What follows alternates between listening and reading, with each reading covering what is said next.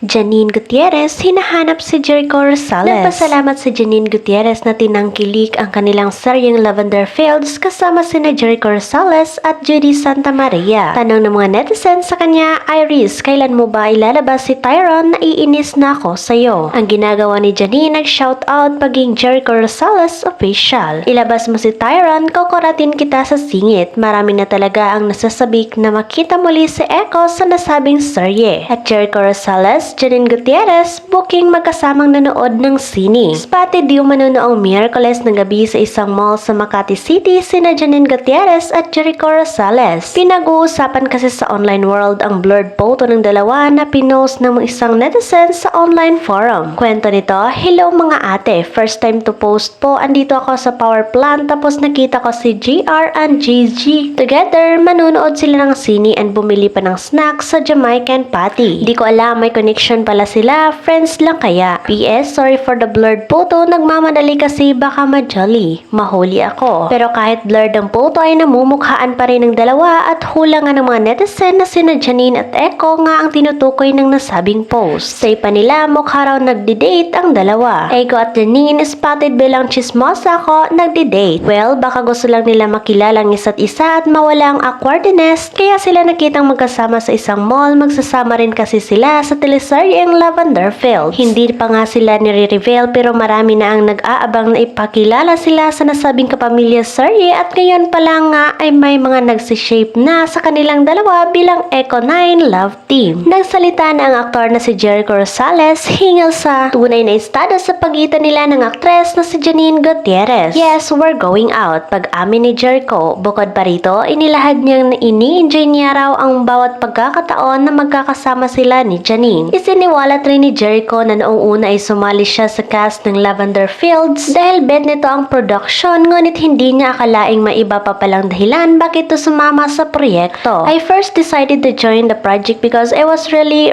so into the production team and everyone, and then I realized I was so into her. Saad ng aktor. She's an amazing person, very sweet, very kind, very funny, and very dedicated. Very good actress, dagdag pa ni Jericho.